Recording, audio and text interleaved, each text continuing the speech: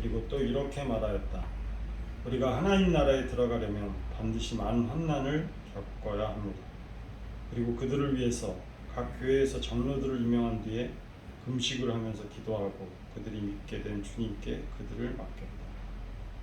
그리고 그 두 사람은 비시디아 지방을 거쳐서 밤빌리아 지방에 이르렀다. 그들은 버가에서 말씀을 전한 뒤에 아달리아로 내려가서 거기에서 배를 타고 안디옥으로 향하여 갔다.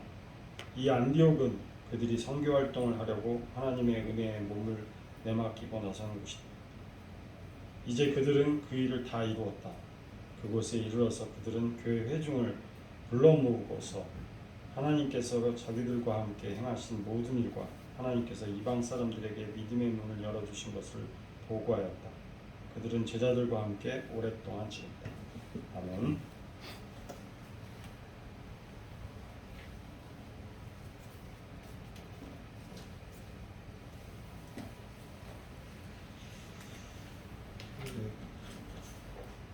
오늘 본문은 바울 일행이 더베에서 복음을 전하고 많은 제자를 얻은 후에 지금까지 방문하며 복음을 전하고 제자를 삼고 교회를 세웠던 그 마을들을 다시 방문하여서 교회가 견고히 서도록 권면하고 양육하고 그리고 마침내 파송하였던 그 시리아의 안디옥에 돌아온 과정을 짧게 설명해 주었습니다. 지도 보았던 것처럼 1차 전도의 안디옥이 두 군데죠. 바울과 바나바를 파송했던 교회는 시리아 지역의 안디옥이고 그 다음에 복음을 전했던 비시디아 지방에 이제 안디옥 따로 있습니다. 파란색 화살표했던 것처럼 더베에서 복음을 전해 많은 제자를 얻고 다녀왔던 그 도시들 거꾸로 루스드라, 이고니옥, 비시디아, 안디옥 그 다음에 요 지도는 바로 아달리아로 간 거로 표시가 잘못됐는데 버가에 들렸다가 밤빌리아 버가 들렸다가 아달리아 갔다가 아달리아 배 타고 시리아의 안쪽으로 돌아왔습니다. 이렇게 소아시아 지역을 한 바퀴 쭉 돌면서 복음을 전하여서 예수 그리스도의 제자들을 얻고 교회를 세운 이야기를 흔히 우리가 바울의 제1차 전도여행, 바울의 1차 선교여행이라고 부릅니다. 사도행전에서 바울의 활약이 도드라지게 묘사되었기 때문에 바울의 제1차 선교, 1차 전도 이런 식으로 불리지만 그러나 사실은요, 지난번 우리가 사도행전 성경학교 할 때 보았듯이 이 선교 사역은 바울 혼자서 한 것이 아닙니다. 시리아의 안디옥 교회가 행한 사역입니다. 그래서 안디옥 교회 1차 선교 여행, 제1차 전도 여행 이렇게 부르는 게 사실은 더 정확할 것입니다. 그리고 팀으로 파송되어 나간 멤버들도 4명 있었죠. 바나바, 바울, 마가 요한, 그리고 이제 사도행전의 기록자 누가 이렇게 4명이었었고요. 27절에 보면 그곳에 이르러서 그들은 교회 회중을 불러 모으고서 하나님께서 자기들과 함께 행하신 모든 일과 하나님께서 이방 사람들에게 믿음의 문을 열어주신 것을 보고하였다. 지들이 안디옥 교회로 돌아와서 자신들의 선교 사역을 보고하였듯이 안디옥 교회가 재정 후원을 했고 또 계속 기도로 함께 했습니다. 마음을 같이 선교를 했습니다. 사도행전은 전반부는 예루살렘 교회가 주로 유대인들에게 복음을 전한 이야기고 후반부는 안디옥 교회가 중심이 되어서 이방인들에게 복음을 전한 이야기입니다. 그러니까 전도 선교는요, 개인이 각계 돌파하는 것이 아니라 교회가 공동으로 함께 참여하는 팀 사역입니다. 그중에 흥미로운 게 26절이지요. 이 안디옥은 그들이 선교 활동을 하려고 하나님의 은혜에 몸을 내맡기고 나선 곳이다. 그냥 쉽게 지나치기 쉬운데 주목해보면 흥미로운 구절입니다. 그러니까 선교, 교회 가족들이 마음을 같이하여서 함께하는 전도이고 선교이지만요. 그러나 이 사람도 바울과 바나바는 그렇다고 교회 사람들을 의지하지는 않았습니다. 하나님의 은혜에 몸을 내맡기고 나선 이렇게 표현했듯이 각 사람은 하나님을 의지하는 바탕 위에서 같은 마음으로 복음을 전하고 제자를 세우는 선교사에게 함께했던 것입니다. 그러니까 교회는 말하자면 소위 우리끼리 잘해보자 인간 친목단체가 아닙니다. 인간적인 목적을 위해서 우리끼리 잘해보자 사람의 힘과 지혜를 모아가지고 하는 단체가 아닙니다. 교회는 은혜의 하나님께 자신을 의탁한 예수 그리스도의 제자들이 함께 예수님의 도를 배우고 예수님을 따르고 예수님을 섬기는, 그래서 복음을 전하는 그리스도의 몸입니다. 그래서 여러분, 교회가 우리를 구원해 주지 못합니다. 유감스럽게 교회가 우리를 구원해 주지 못합니다. 우리 영혼의 구원뿐만 아니라 오늘의 삶에서 우리들이 겪는 여러 문제들의 해결도요, 여러 문제들의 해결도 교회에 의해서 되는 것이 아니라 오직 하나님께서 은혜를 베풀어 주는 선물입니다. 그래서 교회 사람들이 내 문제, 내 구원을 해결해 주기를 바라면 어떻게 돼요? 언제나 그 마음은 상처받고 쓴풀이 내릴 뿐입니다. 그러므로 예수를 믿고 교회의 지체가 되는 신앙생활에서 우선적으로 중요한 것은 우리들 각 사람의 하나님과의 관계입니다. 하나님과 올바른 관계를 맺고 하나님의 은혜를 알고 그 은혜 안에 살아가는 하나님 관계가 제일 중요합니다. 하나님의 은혜의 사랑을 알고 그 은혜 하나님을 나의 주인으로 믿고 따르는 그 관계가 제일 중요합니다. 자, 바나바, 바울, 마가, 요한과 누가 이 네 사람이 안디옥 교회 1차 선교를 아름답게 행하고 이제 마무리하고 돌아오고 싶었던 데에는 이 사람들이 26절에서 밝혀준 것처럼 하나님의 은혜에 자신들을 온전히 의탁한 믿음이 올바랐고, 그리고 서로 간에 또 안디옥 교회에 있는 다른 지체들과 교인들과 사랑의 마음으로 예수님의 지상명령을 따르는데 하나 됐기 때문입니다. 중간에 그 버가라는 마을에서 돌아간 마가 요한의 경우 아마 이러지 않았을까 싶어요. 교회 사람들이 좋고 바나바가 삼촌이잖아요. 바나바 삼촌이 좋고 바울과 같이도 너무 좋은 사람들이라 함께하는 게 너무 신나고 즐거울 줄 알아서 따라 나섰지만 정작 선교사에게 참여할 때 개인적으로 마가 요한 자신이 은혜의 하나님께 자신을 맡기는 믿음이 그렇게 확고하지 않았기 때문에 감당이 안 돼서 중간에 되돌아간 것일 것입니다. 또 하나 이제 교회의 사역, 교회의 선교. 대한민국 교회 문화에선 선교하면 해외로 나가는 것, 해외 선교로 인식하는 이제 문화가 팽배한데, 사실 선교는요 해외로 나가는 것뿐만 아니라 국내든 해외든 교회가 행하는 모든 사역을 지칭하는 게 선교입니다. 그러니까 해외에 나가는 것만도 아니고 국내에 행하는 전도 사역도 선교이고, 회심자를 얻는 영혼 구원만 선교가 아니고요, 그리스도인들이 행하는 교회가 하는 모든 하나님 나라의 운동이 선교입니다. 이런 거죠. 자신의 일상의 삶에서 전도자의 삶을 전혀 살지 않으면서 해외에 단기 선교 한번 다녀왔다고 자기가 선교의 선교사가 된 것처럼 여기는 것은 넌센스입니다. 우리나라 선교사 이렇게 초기 선교사 중에 이렇게 아주 뭐 100년 전 말고 유명한 분, 제가 여러분 이야기할 때 김성준 선교사라고 있습니다. 브라질 아마존 부족들을 선교하고 있는데 정말 아름다운, 아주 처절하도록 감동적으로 아름다운 분이신데, 그분이 1988년 제1회 선교한국 대회 왔을 때 1시간 간증 및 강의를 한 적이 있습니다. 그러면 그 양반 이런 이야기 했습니다. 해외 선교사가 별겁니까? 그냥 자기 나라에서 그리스도인으로 정직하게 살다가 예배자로 전도로 살다가 다른 나라로 이사가면 그게 해외 선교사지요. 이게 맞습니다. 그죠? 그래서 중요한 것은 내가 국내에 있든 해외에 있든 오늘 어떻게 살아가고 있느냐, 이게 중요한 것입니다.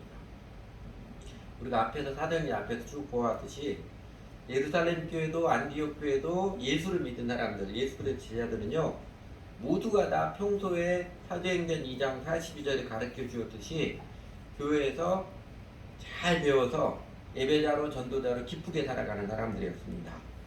베드로와 요한, 바나바와 바울만 전도하는 한 게 아니었습니다.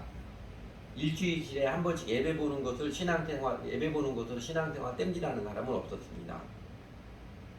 뭐 그런 면에서 오늘 본문은요, 바울과 바나바가 1차 전도 여행을 마치고 마무리하는 장면을 기록해줘 오는 본문은 우리가 국내에서든 해외에서든 오늘의 삶에서 예배자로 전도자로 잘 살아가는 지혜를 깨우쳐줍니다.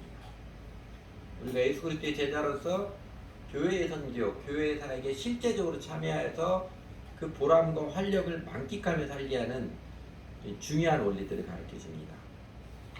첫 번째가요, 교회의 사역, 교회의 선교, 그리스도인으로 살아간다는 것은 사실은 영적 전투에 참여하는 군사가 되는 것입니다. 여러분 오늘 본문을 읽으면서 아마 많은 사람들이 깜짝 놀라게 하는, 눈이 번쩍 뜨이게 하는, 정신 차리게 하는 구절이 하나 있습니다. 여러분에게는 어느 대목이었던 것 같아요? 이 대목 아니었어요? 우리가 하나님 나라에 들어가려면 반드시 많은 환난을 겪어야 합니다. 아니 은혜로 공짜로 구원받는다고 하는데 무슨 반드시 많은 환난을 겪어야 한다고 하느냐? 깜짝 놀라게 하지요. 이거 뭐야? 교회가 다단계야? 구원, 평안, 영생복락으로 선전하더니 인사이드에 들어오니까 반드시 환난을 겪어야 한다고? 약간 송군 기분 들은 것 같처럼. 아마 이런 뉘앙스를 느끼긴다면은요, 그것은 교회가 복음을 제대로 전하지 않았기 때문입니다. 사람들의 환심을 사려고 쉽게 교회당에 나오려고 사탕발령을 했기 때문에 교회가 세속화되었기 때문에 그렇습니다. 세속화된 교회는 사기를 치지만요, 그러나 예수님은 처음부터 정직했습니다. 그래서 예수님이 많은 사람들이 당신은 따라올 때 그랬잖아요. 신앙의 본질로 가르쳐준 것. 아무든지 나를 따라오려거든 자기를 부인하고 날마다 제 십자가를 지고 쫓을 것이니라. 그리고 좁은 문으로 들어가라. 좁은 문으로 들어가기 힘들어. 명확히 가르쳐 주셨지요? 신앙의 기본, 신앙의 핵심과 본질은요, 자아의 본성, 세상의 영광을 거슬러 가는 것. 그래서 많은 사람들 환장하고 좋다고 따라 나서는 길이 아니라 좁은 문임을 명확히 말씀해 주셨습니다. 그래서 예수님께서는 하나님 나라의 백성이 되는 것, 예수 그리스도의 제자 되는 것을 종종 어떻게 비유했어요? 복음서에 보면 그냥 할 일 없이 장터에서 놀고 있는 사람들을 포도원 일꾼으로 부름받는 것으로 비유를 하셨지요. 그냥 내 편하게 살고 내 먹고 사는 것에 그냥 연연하던, 그렇게 할 일 없이 그냥 살아가는 사람들을 부르셔서 너도 포도원 일꾼이 되어라, 하나님 나라의 사역에 참여하라, 그렇게 부르신 것으로 비유했습니다. 그리고 인생에 대한 비유, 문화 비유, 달란트 비유에서 장사하라 명령하였듯이 주님의 당부에 열심히 충성되게 살아가는 게 제자의 삶임을 깨우쳐 주신 것입니다. 그냥 대충 살다가 교회만 다녀서 나중에 죽어도 지옥까지 않고 천국은 가거라, 절대로 그렇게 부르신 거 아니에요. 예수님께서 이 땅에 내려오신 이후 십자가 부활로서 죄와 사망, 사단의 세력들에 대해서 결정적 승리를 하셨지요. 결정적 승리를 하신 이후 오늘날까지 예수님의 제자들의 공동체 교회는요, 그 승리가 보장된 남은 영적 전쟁을 치르고 있습니다.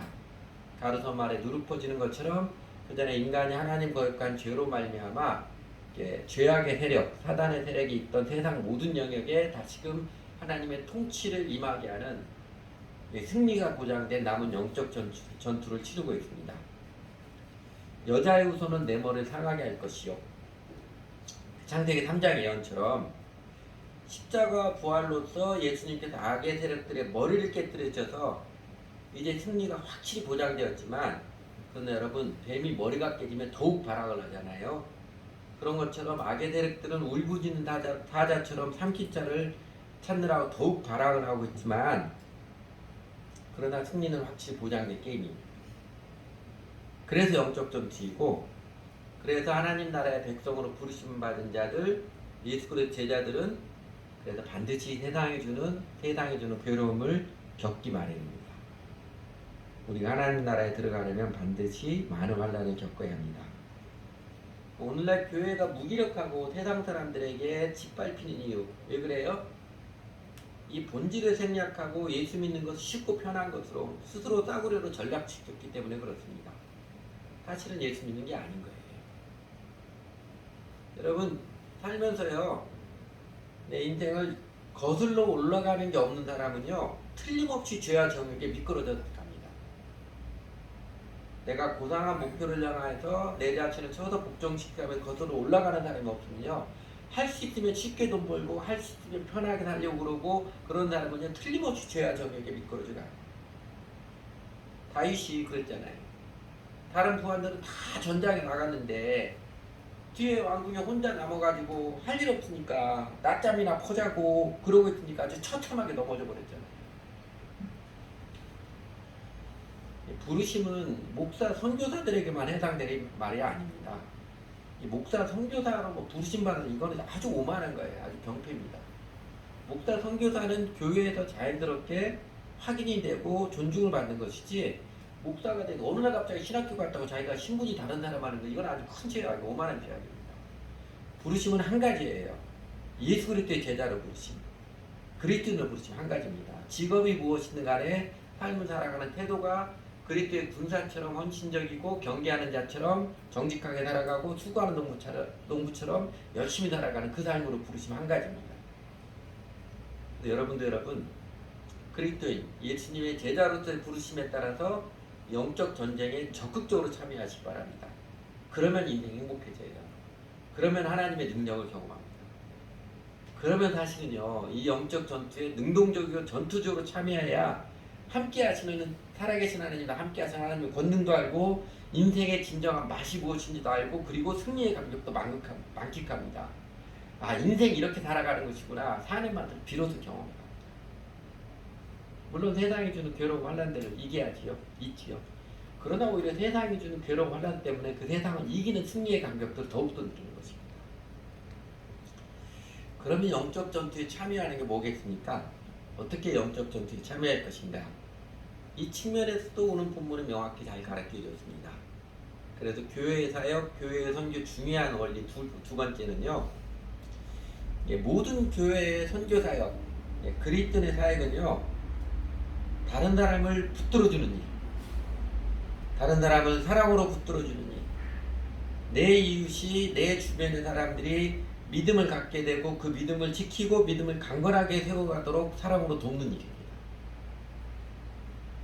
여러분, 바울과 바나바 팀이 루스드라, 이고니온, 비시디, 안드, 버가 복음을 전하며 거쳐왔던 도시들을 일부러 다시 방문하면서 예수를 믿은 제자들을 다시 만난 이유가 무엇이에요? 22절에서 가르쳐줬죠. 그들은 제자들의 마음을 굳세게 해주고 믿음을 지키라고 권하였다. 제자들의 마음을 강건케 해주고 하나님 은혜 가운데 강건케 해주고 예수를 그리스도 주님으로 따른 믿음을 강건하게 지키도록 권면하기 위해서, 그래서 다시 방문합니다. 믿음은 한번 해놓으면 평생 지속되는 따놓은 당상 아닙니다. 세속화된 교회가 잘못 가르쳐서 우리가 교정해야 될 대표적인 진리가 이거예요. 한번 영접 기도하면 평생 무슨 일이 있어도 나는 이제 천국 간다, 이런 식으로 가르치는 거. 믿음을 너무 요식행위나 통과의례처럼 하찮은 것으로 전락시키는 그 오류, 우리가 바로잡아야 될 과제입니다. 믿음은 자라가는 것이고 또 잃어버리기도 하는 것입니다. 신약성경에서요, 디모데전서 1장 19절을 보면 바울이 그렇게 권하죠. 어떤 이들은 양심을 버렸고 그 믿음을 버렸느니라, 이런 표현도 있고요. 잘하는 계시록 2장 4절에 보면 너희 처음 사랑을 버렸느니라, 명확히 나와 있습니다. 가르쳐 주셨듯이 내가 믿음을 지키고 세우고 키워가지 않으면 그냥 놔두면 잃어버릴 수도 있는 것입니다. 그래서 바울이 사도행전에 종종 나타나는 게 제자들을 떠나면서 너희가 믿음 가운데 있으라고 권하는 것입니다. 감사한 것은요, 하나님 나라의 완성, 영적 전투는 승리가 보장되었듯이 우리가 스스로 믿음을 포기하거나 믿음을 방치하지 않으면 성령님께서 넉넉히 도와주셔서 우리의 믿음을 지키고 세우는 일, 이것 또한 확실한 승리가 보장되어 있습니다. 우리가 마음을 포기하지 않으면, 예수님 따르고자 하는 여러 번 넘어질지라도 그래도 다시금 예배를 드리고 하나님 앞에 나와서 예수님 나의 그리스도 주님이십니다. 그래도 주님 따르며 살겠습니다. 이 마음을 내려놓지 않으면요, 성령님께서 넉넉히 도와주셔서 믿음의 여정에서 확실히 승리가 보장되어 있습니다. 그리고 여러분, 가르치는 선생이 제일 잘 배우잖아요. 그런 것처럼 믿음의 삶에서도 다른 사람이 예수님을 믿게 되고 그 믿음을 지키고 세우도록 내가 사랑의 기도를 기꺼이 드린 사람이 그 사람의 믿음이 더욱 강건케 되고 아름답게 되는 은총을 입습니다. 결정적으로 가르쳐주는 성경 말씀이 한 구절이 있습니다. 디모데전서 4장 5절 6절인데, 하나님의 말씀과 기도를 거룩하게 듭니다. 거룩해 된다는 것 예수님 닮아가는 것이고요. 그리고 인생이 진정으로 보람있고 행복하게 살아가는 게 예수님 닮아가는 것, 거룩해지는 것이죠. 내가 이것으로 형제를 깨우치면 사람이 진정으로 보람있게 행복해 사는 것은 하나님과 말씀과 기도로 주님과 소통하면서 하나님 말씀에서 삶의 가치관들을 잘 세우고 기도를 통해 하나님과 함께 살아가는 삶이다. 그래서 말씀 생활 잘하도록, 기도 생활 잘하도록, 개인적으로도 교회 공동체로 잘하도록 잘 세우치면은 그럼 어떤다고요? 내가 이것을 형제를 깨우치면 네 자신이 그리스도 예수의 좋은 일꾼이 되어서 믿음의 말씀과 내가 따르는 좋은 교훈으로 네 자신이 양육을 받으리라. 명확히 가르쳐 주셨어요. 오히려 다른 사람은 사랑으로 붙들어주고 권면할 때 네 자신이 더 강건하게 아름답게 세움을 받는다. 가르쳐 주셨어요.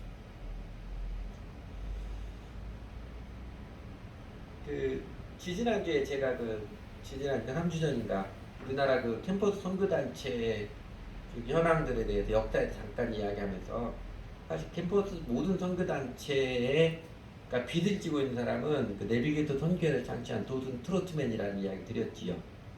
사실 선교단체뿐만 아니라 현대 교회에서 The Lost Art of Disciple Making, 제자 훈련, 제자 선사를 잃어버렸던 걸 다시 회복시켰다고 할 만한 사람이 도슨 트로트맨입니다.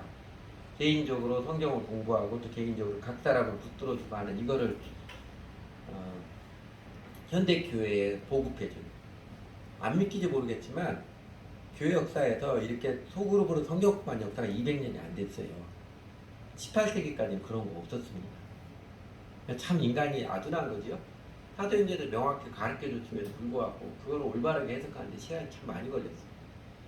근데 여러분, 이 트로트만이 죽을 때 수양에 갔습니다. 수양에 갔는데 수양에 같이 간 사람도 아니고 딴 데서 휴양의 어떤 휴양지, 호스타 휴양지 어떤 여고생 하나가 수영을 하다가 옆에 모터보트가 지나가잖아요. 모터보트가 지나가다가 물결에 있다가 물에 빠져 죽게 생겼어요. 그 모습 보고 자기가 뛰쳐 들어가서 그 여고생 살려내고 자신이 힘에 붙여서 물에 빠져 죽었습니다. 그 여고생은 이 사람이 도슨 트로트맨 누군지도 모르죠. 그때만 해도 이미 미국 전국에서 유명한 사람인데 몰랐습니다. 전혀 모르는 사람 죽었어요. 그래서 이 도슨 트로트맨의 묘비명에는 이렇게 새겨져 있습니다. 평생 다른 사람을 붙들어 주고 간 사람. 평생 다른 사람을 붙들어주며 살아간 사람. 빌리그레암 목사님이 이 도슨 트로트만의 장례식 때 예배인들을 했습니다. 그래서 이 양반이 이 도슨 트로트만을 향해서 이렇게 표현했습니다. 이 사람은 100가지 취미를 가진 사람이 아닙니다. 한 가지 열망을 가진 사람입니다. 다른 사람이 그리스도를 알고 그리스도 안에서 바로 서기를 바라는 한 가지 열망을 가진 사람. 우리나라 조동화라는 시인이 이런 시를 쓴 적이 있어요. 여러분 이런 시 본 적이 있는지 모르겠는데, 그 시체가에서 자세히 봐있죠. 나 하나 꽃되어 풀밭이 달라지겠느냐고 말하지 말아라. 내가 꽃피고 나도 꽃피면 결국 풀밭은 온통 꽃밭이 되는 것 아니겠느냐. 나 하나 물들어 산이 달라지겠느냐고도 말하지 말아라. 내가 물들고 너도 물들면 결국은 산이 활활 타오르는 것이 아니겠느냐. 신들레스트 영화에 나오는 마지막 대사, 유명한 대사죠. 한 사람을 구하는 것이 세상을 구하는 것입니다. 여러분도 구원받은 하나님의 백성으로 그 부르심에 합당하게 누군가의 믿음을 붙들어주는 영광스러운 하나님의 사역에 참여하시기 바랍니다. 그러면 하나님이 권능으로 나에 함께 하신다. 하나님이 실제로 나에게 내 삶 가운데 임재하신다는 것을 경험할 것입니다. 그리고 사도 요한이 고백한 거죠. 내가 내 자녀들이 진리 안에서 행한다함을 듣는 것보다 더 깊은 일이 없도다. 이 생명의 기쁨, 생명의 감격과 활력, 이 땅에 살아가면서 최고의 행복을 경험할 것입니다. 다른 사람을 사랑으로 붙들어주며 애쓰며 그래서 마음 아파서 울기도 하고 눈물로 기도도 하고 그 삶을 살아갈 때 다른 사람을 사랑으로 붙들어주어서 믿음이 강건토록 세워진 그 삶을 도전해 보십시오. 차원이 다른 인생을 살아가시는 거죠. 그리고 세 번째로 교회의 선교, 교회의 사역의 초점은요. 추수하는 일꾼, 영적 지도자를 세우는 일입니다.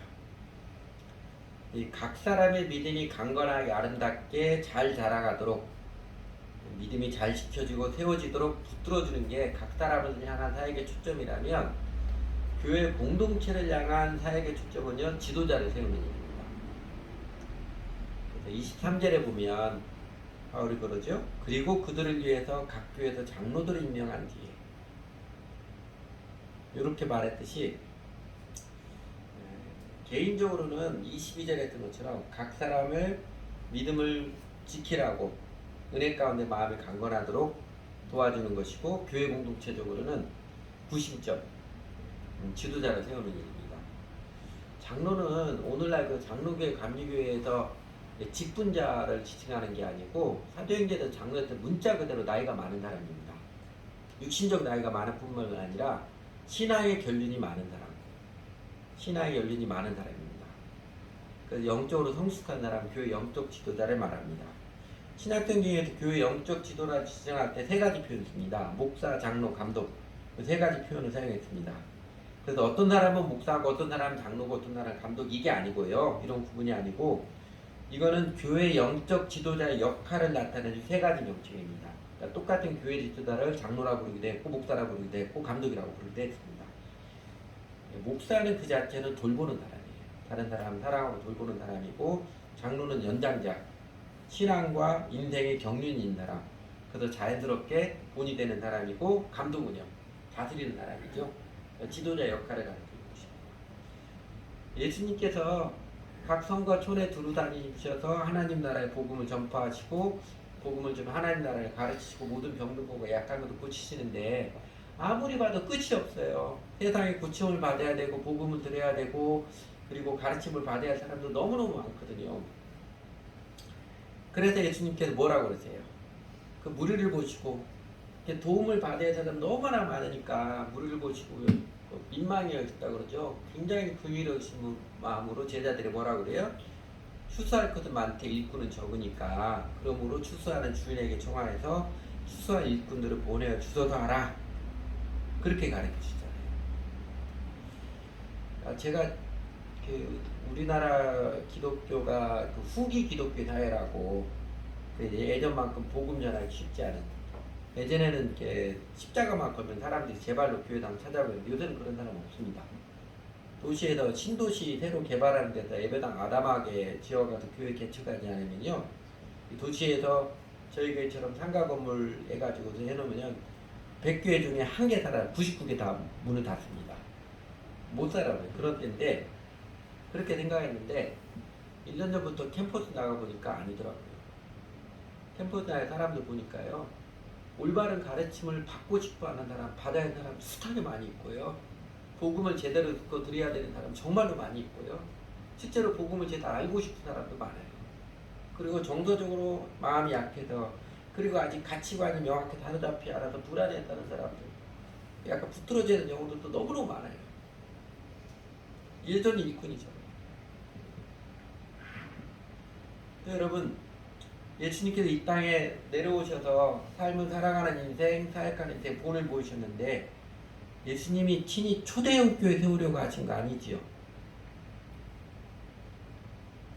소수일지라도 속까지 완전히 예수님의 사랑과 비전에 물든 제자들, 제대로 된 신자들을 세우는데 중점을 두시고 본을 보였듯이 교회의 선교사의 그 초점은요 제자를 삼아라, 영적 지도자를 세우는 일입니다. 그래서 저희 교회도 교회 기도도 선교사님들 우리가 후원하고 기도하는 선교사님 기도할 때마다 뭐 기도해요?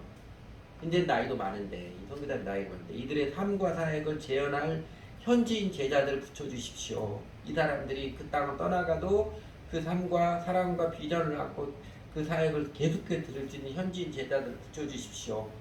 우리 선교사님들이 그 초점을 잃어버리지 않게 해주십시오. 그래도 기도하지요. 그래서 저희 교회가 양적인 성장이 아니라 질적인 충실함, 질적인 성숙을 추구합니다.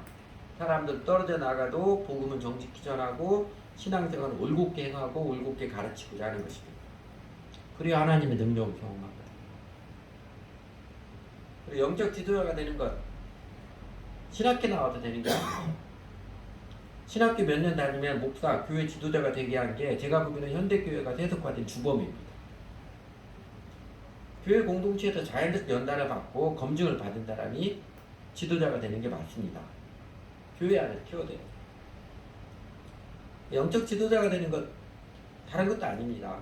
앞에서 보았던 둘째 원리, 다른 사람들이 믿음을 잘 지키고 강건하게 세워가도록 붙들어주는 일, 영적인 양육을 사랑으로 열심히 잘해서 그렇게 사람들을 사랑하며 영적으로 붙들어주는 일에 성숙하고 그 교회 안에서 검증이 된 사람이 영적 지도자가 되는 것입니다. 이게 없이 실제로 교회도 다른 사람을 사랑으로 붙들어주고 복음을 전해 이게 없이 그냥 신학교 몇 년 다니고 나왔더니 목사 된다.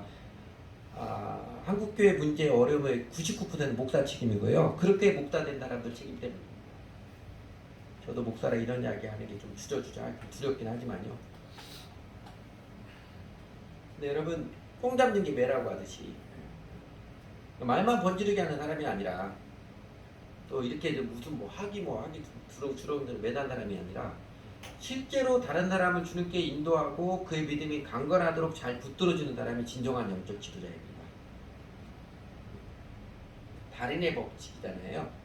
달인은 반복을 통해서 놀라운 탁월함이 개발된 사람들이죠. 하나같이 달인들은 다 반복한 사람들이에요. 반복을 통해 놀라운 탁월함이 개발되듯이 영적인 지도자도 다른 사람을 붙들어주는 전도와 양육의 길을 많이 행한 사람이 그래서 익숙해지고 사랑이 깊어지고 그런 사람이 자연스럽게 영적 지도자가 되는 것입니다. 그러므로 여러분도 영적 지도자가 되십시오. 말만 하고 폰만 잡는 세상적 지도자 유선자가 되는 것은 아주 극도로 미워하시고요. 그러나 실제로 단 한 사람일지라도 진정으로 사랑하며 그의 거듭남과 믿음의 자라감을 위해서 헌신적으로 기도하며 사랑으로 붙들어주기를 기꺼이 힘쓰는 사람이 되어서 여러분 영적 지도자가 되시기 바랍니다. 영적인 지도자가 된다는 것은 선한 열망이라고 디모데 전서에도 가르쳐 주셨습니다. 그리고요, 우리 보편적인 사람은 누구나 다 결혼하면 아기를 낳고 부모가 되잖아요. 누구나 결혼하면 부모가 되듯이 예수 그리스도를 주님으로 믿어서 영적으로 거듭난 사람은요, 누구나 다 영적인 양육자, 영적 지도자가 될 수 있습니다. 육신적으로도 부모로서 아기를 잘 기르고자 하는 이걸 무관심하고 또 배우지도 않고 그래서 아기를 유기하는 안타까운 일이 있듯이 영적으로도 사실 누구나 다 영적인 양육 지도자가 있는데 그냥 전혀 관심도 없고 안 배우고 그러면은 영적 양육자로서 그 맛을 모르며 살아가듯이 그런 일을 삼가야지요. 요새 사람들도 요새 전 세계적으로 만원 현상인데 결혼 안 해서 아기가 없듯이 영적으로도 다른 사람을 살아가는 이 영광스러운 하나님의 소중한 하나님의 영적인 전투에 참여하지 않기 때문에 영적 지도자가 되지 못하고 오히려 자신의 믿음마저도 각질화되고 퇴화되고 비실비실해지고 잃어버리고 그러고 있는 것입니다. 그래서 교회 한 번씩 나오지만 10년, 20년을 교회 다녀도 내가 다른 사람 전도한 일이 한 번도 없는, 그러니까 내 영혼이 무기력하고 내가 언제 하나님의 임재와 능력을 경험했는가? 없어요. 그러니까 기독교 종교인으로 그냥 껍데기 종교인으로 살아가는 아주 재미없는 삶을 사는 것이지요. 여러분 실질적인 영적 지도자가 되기를 사모하고 도전해 보십시오. 그래서 하나님 나라의 영적 전투에 능동적으로 적극적으로 참여해 보십시오. 한 사람일지라도 그가 주 예수를 믿고 그 믿음이 자라도록 사랑의 수고를 기꺼이 드리며 살아보십시오.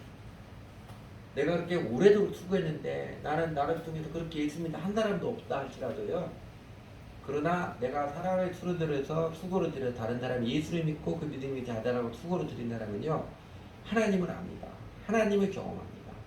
하나님께서 나와 함께 하심이 나에게 생명을 주시고 하나님 내게 힘이 되시고 능력이 되시고 기쁨이 되심을 알아요.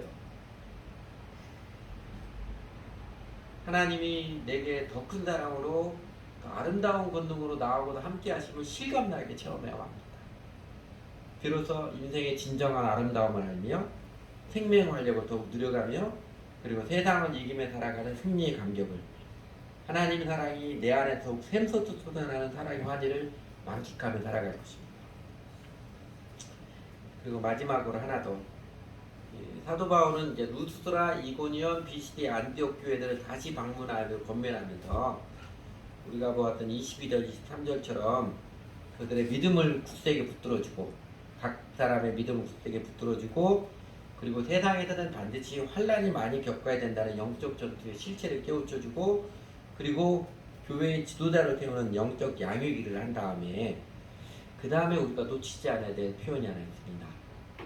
23절 하반부 빨간 댓글이 된 거죠. 금식을 하면서 기도하고 그들이 믿게 된 주님께 그들을 맡겼다. 금식을 하면서 기도하고 그들이 믿게 된 주님께 그들을 맡겼다고 합니다. 금식 인간의 간절한 마음이 제일 애절하게 표현하는 방법일 것입니다. 바울이 금식을 하면서 기도했다는 것은 그렇게 애절한 사랑으로 제자들을 붙들어 주었음을 단적으로 보여줍니다. 그러나 금식을 하면서 기도하고 그러나 그들이 믿게 된 주님께 그들을 맡겼다 했듯이 바울은 형제들을 제자들에게 집착하지 않았습니다. 자기 뜻대로 만들어내려고 제자들을 속박하지 않았습니다. 간절한 사랑이 없이 그냥 생색내기로 신용만 하면서 주님께 맡겼다 핑계대는 모습은요, 그건 위선의 악입니다. 근데 반대로 간절히 애절히 영혼들을 사랑한다고 하면서 자기 뜻대로 만들어내려고 자기 뜻대로 다 주장하려고 집착을 하는 모습, 이거는 폭력의 죄악입니다. 사랑한다는 것은 마음의 애절함이 불붙듯하지만 불장난하지 않는 절제된 아름다움을 표현하는 것입니다. 사역한다는 것은 간절함이 사무치지만 결코 주장하려고 하지 않는 주님께 맡기고 하는 열정의 고상한 사랑입니다. 사실은 우리도 이렇게 저렇게 그 사랑을 받은 자이고 배운 자입니다. 우리도 이렇게 저렇게 그 사랑을 드리며 살아가야 하는 자들입니다.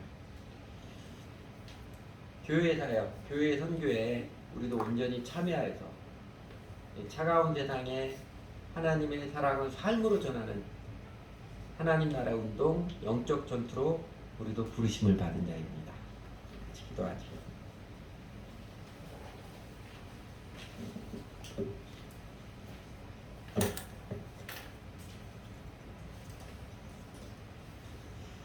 하나님 아버지, 어떻게든지 내 육신의 편안함과 열심을 내도 내 욕심과 야망을 달성하기 연연하게 살아갔던 온갖 핑계를 대어서 다른 사람을 사랑한다거나 주님을 알아가는 일은 굉장히 소극적이면서 어떻게든지 내 쾌락주의에 연연했던 저희들을 끝까지 참아주시고 포기하지 않고 불러주셔서 하나님 나라의 영광으로 이끌어 주셔서 감사를 드립니다.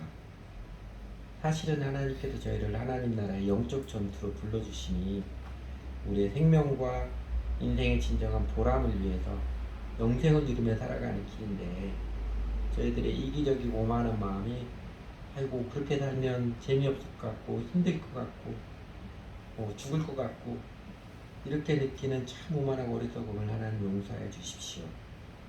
그래도 포기하지 않고 성령님께서 저희들의 삶을 계속해서 찾아와 주시고 깨우쳐 주시고 말씀을 들려주셔서 제가 예수를 주님으로 믿고 주님께서 앞서가시는 것처럼 이 하나님 나라의 위대한 영적 전투에 참여하는 영광으로 불러주셔서 감사를 드립니다. 자격 없는 저희들을 하나님 나라의 영광에 참여할 수 있도록 예수님께서 이 땅에 내려오셔서 무엇보다도 십자가를 지시기까지 사랑하시고 3일 만에 부활하셔서 그 권능을 나타내 주셔서 정말 감사를 드립니다.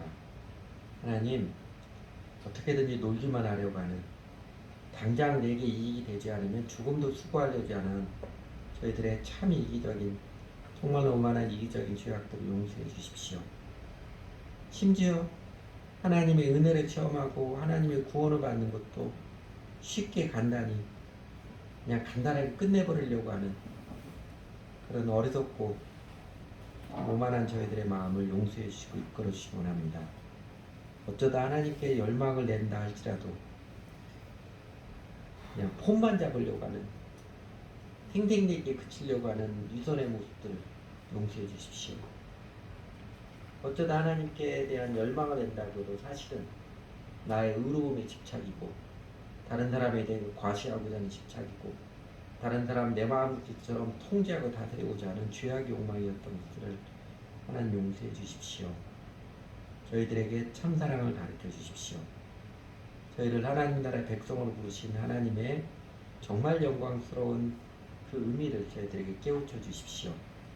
아무든지 나를 따라오려거든 자기를 부인하고 날마다 제 십자가를 나를 주칠 것이니라 말씀하신 말씀이 우리에게 인생의 진미를 알게 하시고 살아가는 보람과 기쁨을 알게 하시고 하나님이 함께 하시는 그 생명과 능력을 실제로 경험하는 생명의 기름을 더 환히 알게 도와주십시오. 하나님께서 저희를 부르신 부르심의 영광이 무엇인지 알게 도와주십시오. 물론 세상에서 하나님 나라에 들어가면 반드시 세상에서 많은 환난을 겪어야 했다는 것처럼 저희들에게 세상이 주는 괴로움, 세상을 거슬러 올라가는 수고로움, 뜬금없이 세상이 악의 세력들이 저에게 주는 환난들도 알게 도와주십시오. 그리고 하나님, 그럴 때마다 살아계신 하나님이 정말로 다 함께 하셔서 세상을 이기게 하시는, 악의 세력들을 이기게 하시는 승리의 감격도 만끽하며 살아갈 수 있도록 도와주시고 이끌어 주시기 원합니다. 하나님, 저희들 마음에 그래도 그런 소망이 있습니다. 진정으로 사랑하며 살고 싶습니다. 헛되이 살고 싶지 않고 진정으로 사랑하며 살고 싶습니다. 저희가 오늘 내일을 살아가면서 또 열매 없는 쓸데없는 짓에 우리 시간을 들이고 힘을 들이고 때마다 통곡 알치는 울 수 있는 마음을 주십시오. 번듯하게 아무렇지도 않게 잘 살아가는 것처럼 폼 잡는 그 유선의 모습에서 통곡할 수 있는 마음들을 허락해 주십시오. 하루하루 지내면서 부질없이 지냈던 시간들에서 내통하는 마음들 하나님 허락해 주십시오. 하나님 얼마나 놀라운 영광스러운 하나님의 나라로 부르셨는지 부르심을 더욱 알게 해주십시오. 제가 진정으로 다른 사람을 사랑하며 살아가는 그 삶에 하나님이 살아계신 하나님 함께 하심을 경험할 수 있도록 도와주십시오. 그래도 저희 안에도 거룩한 열망들, 다른 사람을 실제적으로 사랑하며 살아가는 거룩한 사역의 열망도 불붙여 주시기를 기도드립니다. 우리는 작고 연약하지만 사랑하며 살면서 행복했다고 고백하는 저희 인생이 되도록 도와주십시오. 우리가 애쓰고 수고하지만 비록 내 사랑의 수고로 열매가 적다 할지라도 그 사랑의 수고를 드리는 삶 가운데 하나님을 경험하고 하나님 얼마나 좋으신 분이지 얼마나 나를 사랑하시는지 하나님의 권능으로 함께 하시는 알고 체험하는 그래서 인생을 사는 것처럼 살아갈 수 있도록 주님 저희를 도와주시고 이끌어 주시기 원합니다.